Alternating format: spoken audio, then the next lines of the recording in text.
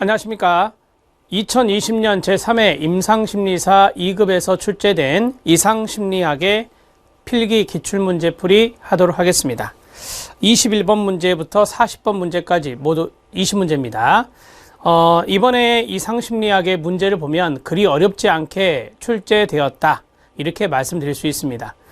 기존에 나왔던 문제들도 보이긴 보입니다만 답을 찾기 쉬운 문제들이 좀 있었다는 것이 특징입니다. 그래서 3회 문제는, 필기기출 문제는 한 두세 개 정도 틀릴 정도로 시험 문제가 좀 쉬웠다, 이렇게 설명해 볼 수 있겠습니다. 자, 그러면 지금부터 21번 문제부터 내리 20문제를 가도록 하겠습니다. 21번 문제는 전환장애 문제입니다. 전환장애. 이 전환장애는 신체 증상 및 신체 증상과 연관된 그러한 장애다, 이렇게 말씀드릴 수 있고요. 써드릴게요.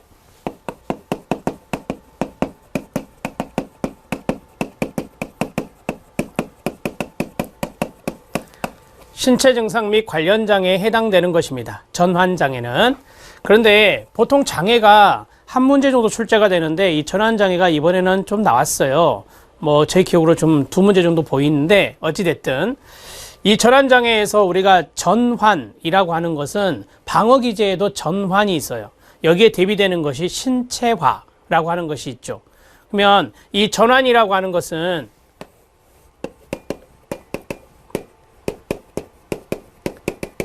히스테리성 신경증과 연관성이 있다, 이렇게 이야기를 많이 해요. 그래서 방어기제의 전환에서는 대개 수의근이라든지 감각기관, 이 수의근이나 감각기관, 이런 것들이 바로 이제 정신적인 에너지, 이것과 연관되어서 이제 전환이 일어난다라고 보시면 돼요. 그러니까 정신적인 부분들에 있어서 그런 이제 하나의 이제 히스테리성으로 수의근 쪽이나 아니면 감각기관 이쪽에서 그러한 증상이 나타난다라고 보시면 됩니다. 방어기제와 연관해서 좀 설명을 해드렸고요. 자, 신체화 장애라는 게 또 있죠. 신체화 장애는 말 그대로 신체 증상 장애다라고 해요. 그래서 신체화 같은 경우는 되게 불수의근과 많이 연관성이 있다, 이렇게 배우신 적이 있죠. 이것은 이제 방어기제와 연관되어서 이야기를 해드린 겁니다. 자, 여기에 특징인 신경학적 근원이 없는 신경학적 증상을 경험한다. 네, 맞습니다. 한마디로 말씀드리면 해부학적인 기전에는 문제가 없다라고 하는 거예요. 이런 증상이 보이는데, 여기에 이런 증상이 보이는데 그게 거기 나온 대로 신경학적 근원은 없어요. 신경해부학적으로 문제는 없다라고 하는 것을 이야기하는 겁니다. 자, 의식적으로 증상을 원하거나 의도적으로 증상을 만들어내는 게 뭐죠? 배웠는데 허위성 장애라고 있어요. 허위성 장애. 여기까지가 허위성 장애예요. 허위성 장애가 의식적으로 증상을 원하거나 의도적으로 증상을 만들어내는 건데, 이거는 전환장애잖아요. 전환장애니까 만들어내지 않는다가 맞는 겁니다. 자, 여기까지는 허위성 장애라고 하는 것을 좀 가르쳐 드린 겁니다. 자, 기억, 니은 모두 맞고요. 그 다음에 디귿 들어갑니다. 대부분 순수한 의학적 질환의 증상과 유사하지 않다, 유사하다. 유사한 거예요. 이런 증상은 보여요. 제가 앞에서 말씀드렸죠. 히스테리성 신경증 증상으로 보인다라고 하는 거예요. 근데 이게 해부 생리학적, 생리해부학적으로는 기존에는 문제가 없다, 이렇게 이야기를 하는 것이죠. 그래서 우리가 히스테리성이다, 이렇게 이야기하는 겁니다. 자, 여기 디귿 지문이 틀렸네요. 대부분 순수한 의학적 질환의 증상과 유사하게 나타나는 게 전환장애입니다. 답은 1번 기억과 니은입니다.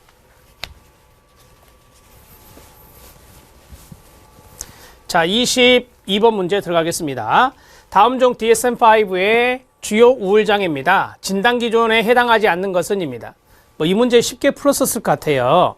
주요 우울장애 진단 기준, 증상이 사회적, 직업적, 다른 중요한 기능 영역에서 정상적으로 현저한 고통이나 손상을 뭐 해야 돼요? 초래해야 됩니다. 대개 이런 진단 기준들이 많이 있죠. 진단 기준마다. 그 다음에 사파가 물질의 생리적 효과나 다른, 이 사파는 우울사파를 말하는 겁니다. 물질의 생리적 효과나 다른 의학적 상태로 인한 것이 아니어야 합니까? 네, 맞습니다. 이것도 다른 장애에 많이 들어있는 것이죠. 2번 지문도 많이 들어있는 겁니다. 주요 우울 사파가 조현정동장애나 조현병 등 기타 정신병적 장애로 더 잘 설명되지 않아야 됩니다. 이걸 우리가 변별 진단이라 하죠. 변별 진단 차원에서 다른 장애로 설명되지 않아야 주요 우울 장애로 진단될 수 있습니다. 맞습니다. 조증 사파나 경조증 사파가 존재한 적이 있다? 아니, 없어야 돼요. 없어야 주요 우울 장애가 되는 겁니다. 만약에 조증 사파와 주요 우울 장애가 있으면 1형 또는 뭐 로마자로 퍼스트형이라 하는데요. 양극성 1형 또는 1형 양극성 장애, 경조증 사파하고 주요 우울 장애가 같이 결합이 되면은 자, 2형 또는 로마자로 세컨, 두 번째 형태의 양극성 장애가 되는 겁니다. 이렇게 되는 거죠. 그래서 양극성 장애와 구분하기 위해서는 조증 사파나 경조증 사파가 존재한 적이 없어야 주요 우울 장애가 될 수 있는 겁니다. 없다 그래야 돼요. 답은 4번입니다. 자, 23번 문제 들어갑니다. 제가 앞에서 말씀드린 게 이거예요. 보시면 심리적인 갈등이 있다, 스트레스가 있어요. 그런데 이것이 갑작스러운 시력 상실, 이게 감각 아닙니까? 시력이니까 감각이잖아요. 그 다음에 마비가 왔어요. 대개 마비는 사지마비, 이런 것들은 수의근이거든요. 수의근. 그래서 이것과 같은 감각 이상 또는 운동 증상으로 나타나는 질환을 뭐라 한다? 오케이. 이게 바로 전환장애다. 그래서 답은 2번 전환장애가 되는 겁니다.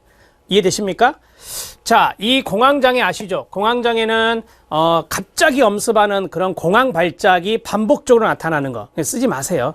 이런 것들을 우리가 공황장애라고 한다. 이 공황장애는 불안장애 중에 있는 거죠. 불안장애 유형 중에 하나입니다. 불안장애 유형 중에 하나. 뭐 이런 것들을 좀 써놓으시면 도움이 되겠고, 그 다음에 신체 증상 장애가 앞에서 말씀드렸던 신체화 장애가 이게 들어가요. 신체화 장애가 바로 이제 신체 증상 장애다, 이렇게 말을 하는 겁니다. 자, 그 다음 이것도 마찬가지예요. 신체 증상이 나타나는데 의학적으로는 설명이 안 되는 거예요. 의학적으로는 문제가 없는 거죠. 이러한 것들이 신체 증상 장애로 나타나는 거고요. 질병 불안 장애는 우리가 많이 하는 건강염려증입니다. 건강염려증, 이런 것들과 연관성이 있다, 이렇게 보시면 되겠습니다. 답은 2번입니다. 자, 24번입니다. 다음 증상 사례의 정신장애 진단으로 옳은 것은입니다. 뭐 이것도 쉽게 푸셨을 것 같아요. 대구 지하철 참사 현장에서 생명의 위협을 경험한 이후, 이게 이제 한마디로 말하면 트라우마가 생긴 큰 사건입니다. 재해죠. 재해 경험 증상, 여기에 동그라미 1, 회피 증상 동그라미 2, 그 다음에 감정 마비 현상 증상 동그라미 3, 과도한 각성 상태 동그라미 4. 여기서 딱 답이 나와야 돼요. 이게 PTSD 아닙니까? 이게 1개월 이상이죠. 진단 기준 1개월 이상 나타나는 거예요. 그래서 1개월 이상 보이는 30대 후반의 여성이다. PTSD입니다. 답은 2번이 됩니다. 되셨죠? 나머지는 뭐 참고로 하되, 여기 해리성 정체성 장애가 있어요. 이것이 이중인격이죠. 이중인격이 바로 해리성 정체감 장애 또는 해리성 정체성 장애라고 말합니다. 자, 이 정도 보시면 되겠고, PTSD의 주된 증상 4가지가 바로 이거예요. 재경험이라고 하는 거. 이거 침습 증상이라고 하거든요. 침습. 재경험을 한다라고 하는 거예요. 그 다음에 두 번째가 회피가 나타나고요. 그 다음에 세 번째가 인지라든지 정서적인 부분에서 부정적 변화가 나타난다. 부정적 변화가 나타난다. 그 다음에 마지막이 과도한 각성 상태. 과도한 각성 상태. 요 4가지를 우리가 PTSD의 주 특징이다, 이렇게 이야기합니다. 자, 됐습니다. 이 정도 적어 놓으시죠. 답은 2번입니다. 이 PTSD도 지문이 많이 나왔어요. 그래서 이번엔 좀 중복되는 지문들이 많이 보였다. 이것이 또 특징입니다. 24번의 답은 2번, 25번 문제 들어갑니다. 행동주의적 견해에 따르면 강박 행동은 어떤 원리에 의하냐. 그래서 여기 밑에 있는 것들이 다 행동주의론에 있는 것들이잖아요. 자, 강박 행동은 어떤 원리에 의해서 유지되는가라고 했어요. 자, 유지. 우리가 강박 행동의 유지 이렇게 생각해 보면 되는데, 왜 강박 행동을 하죠? 강박장애 분들이? 그렇습니다. 불안이 생기니 그 불안을 감소시키기 위해서 강박 행동이 유지되는 거예요. 이렇게 되는 겁니다. 자, 그러면 불안이라고 하는 것은 그리 좋은 것은 아니죠. 이것이 이제 감소된다. 그러면 이것을 강화라고 할까요? 여기 뭐 벌이란 것은 없어요. 그래서 이게 일종의 강화인데요. 불안을 감소시킨다라고 했으니까 불안을 제거하는 거잖아요. 그래서 이거를 부적이라고 말할 수 있어요. 그래서 이것을 부적 강화 효과라고 말합니다. 부적 강화 효과라고 말합니다. 우리가 안전벨트 이야기 하잖아요. 좀 좋은 차는 안전벨트를 매지 않으면 소음이 나죠. 그리고 이 안전벨트를 딱 매는 순간 소음이 없어지잖아요. 그것이 부적 강화거든요. 그럼 보세요. 여기에서는 소음이에요, 소음. 자, 소음을 소음 제거라고 쓸게요. 소음을 제거하기 위해서 안전벨트를 맨다라고 하는 거예요. 안전벨트를 매는 행동이 계속해서 유지되는 거죠. 안전벨트를 안 매니까 소음이 난다. 소음을 제거해야 되잖아요. 그래서 우리가 안전벨트를 계속해서 매는 행위를 계속 하는 겁니다. 따라서 똑같은 맥락에서 생각하시면 되는 거예요. 그래서 안전벨트를 매는 것도 부적 강화에 해당되거든요. 이게 부적 강화 효과라고 말합니다. 답은 2번입니다. 고전적 조건 형성은 자극과 반응이에요. 자극과 반응, 조건 자극, 조건 반응, 조건 반사. 파블로프가 이야기한 거죠. 소근은 강화, 중지입니다. 쉽게 말씀드리면 이거는 관심을 중단하는 거예요. 관심을 중단하는 것이 바로 여기에 해당되고요. 일종의 벌입니다. 바람직하지 못한 행동을 했을 때 소고 기법을 쓰는 거거든요. 모델링은 모방이죠. 모델을 정해놓고 그 모델을 따라하는 것, 이런 것들이 모델링이라 합니다. 답은 2번입니다. 자, 이제 26번 문제 들어갑니다. 성격장애 중에 경계성 성격장애가 나왔어요. A군집입니까? B군집입니까? C군집입니까? 네, B군집이죠. B군집에 해당되는 것이 바로 경계성 성격장애입니다.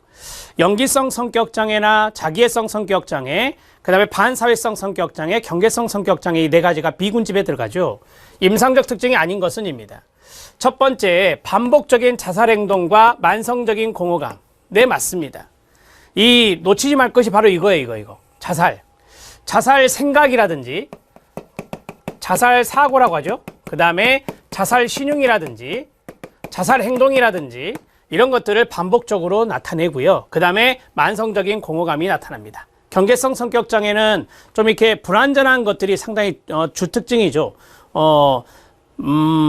한마디로 보더라인이니까 경계선 성격장애니까 아무래도 불완전한 모습이 주특징인데요. 자, 두 번째는 자신의 중요성에 대한 과장된 지각과 특권의식을 요구한다. 이거 경계성 아니에요. 이게 뭐죠? 제가 앞에 말씀드렸는데 자기애성 성격장애입니다. 자기애성 성격장애가 바로 2번이죠. 자신의 중요성에 대한이라고 했어요. 그러니까 자기애입니다. 그래서 과장된 지각, 특권의식 이런 것들을 요구하는 것이 이것입니다. 답이 2번이네요. 일시적이고 스트레스와 연관된 피해적 사고, 이것을 망상이라고 하죠. 피해 망상. 자, 망상적 사고와 심한 해리 증상을 보인다. 해리 증상 하면 여러분들 아시는 대로 기억 상실, 그것과 연관성이 있어요. 해리성 장애 하면 우리가 기억 상실증이라고 하니까 이런 것들이 해리성 장애라고 말하죠. 자, 해리 증상입니다. 그 다음에 실제 혹은 상상 속에서 요거 아시죠? 버림받지 않기 위해서 미친 듯이 필사적으로 노력하는 것. 이런 것들이 바로 경계성 성격장애의 특징이라고 말하죠. 이건 많이 나왔던 지문이에요. 4번 지문은. 그래서 버림받지 않기 위해서 미친 듯이 필사적으로 노력하는 것이 경계성 성격장애구나. 이렇게 정리하시기 바랍니다. 망상, 일시적이고 스트레스와 연관된 망상 또는 피해적 사고라고요. 피해 망상이잖아요. 이런 사고와 또 심한 해리 증상 보이고, 그 다음에 만성적인 공허감, 자살 행동을 반복적으로 하고, 불안전하고, 이런 것들이 바로 이제 불안정한 모습을 보이고, 이런 것들이 경계성 성격장애의 키워드다. 이렇게 보시면 됩니다. 답은 2번입니다. 27번 문제 보겠습니다. 27번 문제는 자폐 스펙트럼 장애가 나왔는데요. 자, 옳은 것은입니다. 자폐 스펙트럼 장애는 신경발달 장애에 들어있는 것이잖아요. 신경발달 장애 유형입니다. 자, 남성보다 여성에서 4배에서 5배 더 많이 발병한다라고 했는데요. 통계에 의하면은 남성이 조금 더 많습니다.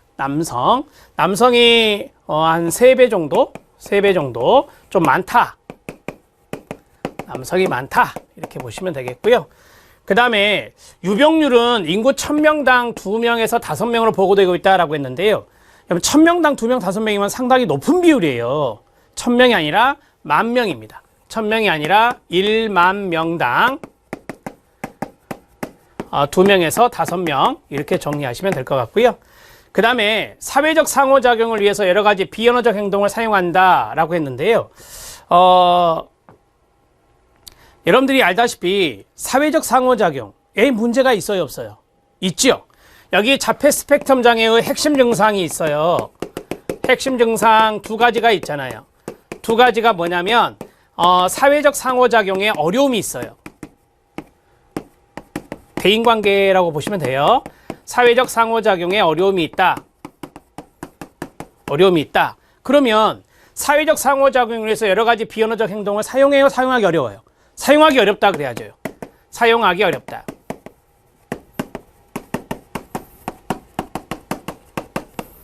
우리가 보통 사회적인 상호작용을 할 때 하는 비언어적 행동의 대표적인 게 눈을 맞추는 거잖아요. 눈 맞춤, 아이 컨택이라고 하는 거. 이것은 이제 잘 안 되는 거죠. 이게 결여되어 있는 거예요. 이렇게 정리를 하셔야 됩니다. 자, 그 다음에 두 번째는 제한된 범위 내에서 어떤 반복적인 행동을 하는 거예요. 제한된 반복적 행동이 나타나는 거예요. 이걸 우리가 상동증적 행동이다 이렇게도 이야기합니다. 이게 바로 이제 핵심 주요 증상 두 가지거든요. 자폐 스펙트럼 장애. 자, 그러면 여기요. 언어 기술이 나왔어요. 의사소통과 연관성이 있죠. 언어 기술이니까 의사소통. 그다음에 전반적 지적 수준이 여기서 끊어요. A와 가장 밀접한 관계가 있다. 그러니까 언어 기술을 사용하는 것이 어느 정도냐. 그 다음에 전반적인 지적 수준은 어느 정도냐. 거기에 따라서 이 A우가 밀접하게 관련을 맺고 있겠죠. 당연한 거 아닙니까? 네, 답은 4번이 됩니다. 자, 자폐 스펙트럼 장애 여기 통계적인 부분도 좀 아실 필요가 있어요. 계속해서 임상심리사 2급 문제가 이런 것들이 출제가 되고 있어서 이런 것들은 기출문제 위주로 정리를 해주시면 충분합니다. 정리하면 남자에서 한 3배 정도만 기억하시면 돼요. 여자보다 남자에서 3배 정도 더 많다. 그 다음에 인구 10,000명당 2명에서 5명이지 1000명당 2명, 5명이면 좀 비율이 너무 높은 거예요. 그래서 유병률은 이렇게 정리하시면 됩니다. 그 다음에 사회적 상호작용에 어려움이 있으니까 이런 아이 컨택과 같은 눈 맞춤 이런 것들이 좀 어렵다라고 정리하시면 되겠네요. 자, 28번 문제 들어갑니다. 이것도 쉽게 풀 수 있었을 것 같아요. 다음에 해당되는 장애는 뭐냐? 적어도 1개월 동안은 비영양성 비음식 물질을 먹는데요. 말씀하세요. 이식증입니다. 이식증, 이식장애라고 하죠. 자, 먹는 행동이 사회적 관습, 문화적 가치에 지지를 받지 못한다라고 했어요. 왜? 비영양적인 거 먹고 비음식 물질을 먹기 때문에 사회적 관습이나 문화적 지지를 받지 못하겠죠. 비영양성 비음식 물질을 먹는 것이 발달 수준에 비추어 볼 때 부적절하다라고 해요. 그래서 장애라는 말이 붙는 거예요. 이식장애, 이식증입니다. 답은 2번입니다.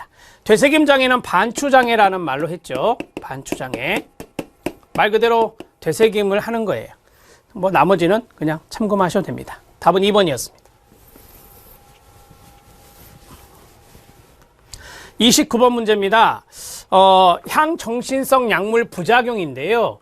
혀라든지 혀를 자꾸 내밀었다, 내미는 행위. 그 다음에 얼굴, 막 찡기르는 이런 행위. 자, 입, 턱의 불수의적 움직임 증상이라고 그랬어요.